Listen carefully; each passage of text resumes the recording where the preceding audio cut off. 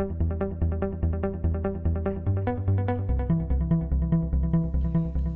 I'm going to teach you how to create tweens, and the first one we're going to look at is a motion tween. Okay, and despite the fact that it sounds like some kind of insult, you're such a tween, it is actually a useful animating tool. Okay, so if I was to draw any shape, I'm going to go away from this polygon tool because I've used it to death already. It works best with solid shapes, I reckon, so I'm going to get rid of stroke, and I'm going to create a blue circle, very original kind of idea here, and I'm going to move it to the corner of my page. Okay, now as I move it, as I get to the edge, you'll notice these dotted lines appear that help me line it up perfectly, and now it's exactly in the corner. Okay, now to create a motion tween, what we need to do is actually make this shape into an object. So to do it, we click on it, right click, convert to symbol is the option we want. Okay, and this will pop up. It's important to name it something useful. If you just call it symbol 1, it'll be a pain later on when we're looking through our library.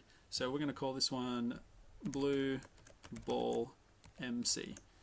Okay, you'll notice the way I've typed it as well. Blue, no spaces, then ball with a capital B, and then MC stands for movie clip.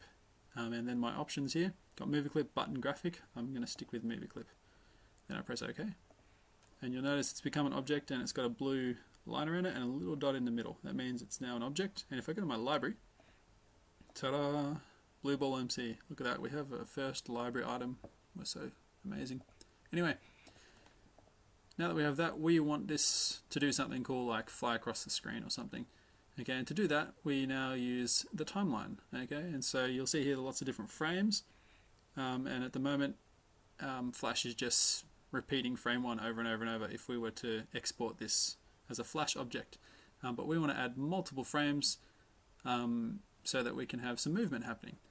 And to do that, all you do is click out how many frames you want. So I'm going to click to frame 40 here, because the more frames you add, the smoother the motion looks. So look, maybe I can even go to 50. Press F5 on your keyboard, and what that's done is made the first frame go for 50 frames. Okay, so at the moment it's doing nothing. But if I was to go to the start here, then right click on my timeline and say create motion tween, you'll notice that now my 50 frames has all gone this kind of tealy blue color. Okay, now whatever I do with this shape, it will record it. So if I was to move my timeline to let's go to 20, frame number 20, and then I'd move my object to here, you'll notice that it's created movement for me. Okay, and if I slide that across, there's the movement. Okay, if I was to go then to frame 40 and create some more movement, maybe drag my object to here, let's put it right in the corner, there's some more movement for me there. Okay, and so I've got my object floating around using MotionTween.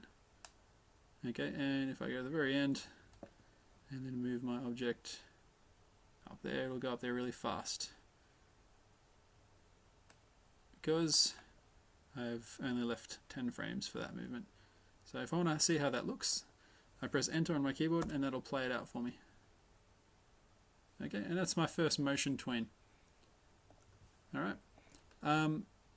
You can change the motion path as well. If I was to go back here and look at my motion pathways and go, you know what, they're too straight, I want to put some curves in there, I can click on, kind of like how you change the sides of shapes or lines. If you move your mouse until you get that little curve happening, you can drag it, you can make rounded little paths. And now if I press enter, we've got some round motion happening. Okay, and that's a simple motion tween.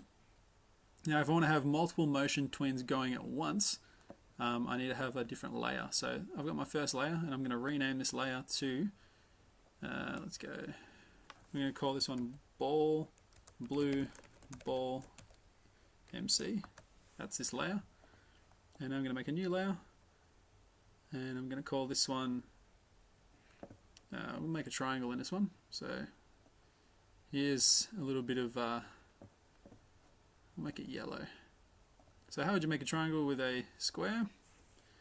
Well, this is how I would do it. I'd make a square, then I'd rotate it, and then I would cut it in half using my selection tool up here.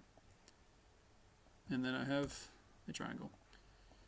Okay, I'm going to move that to the top left. And of course, if I want it to be a movie clip, I need to right click on it and say convert to symbol. I'm going to call this one try MC. And of course it's a movie clip. Press OK. Okay, and now if I want to add motion to it, I have to right click on the timeline, say create MotionTween. Okay, now I've enabled MotionTweens and now I can move that object wherever I want.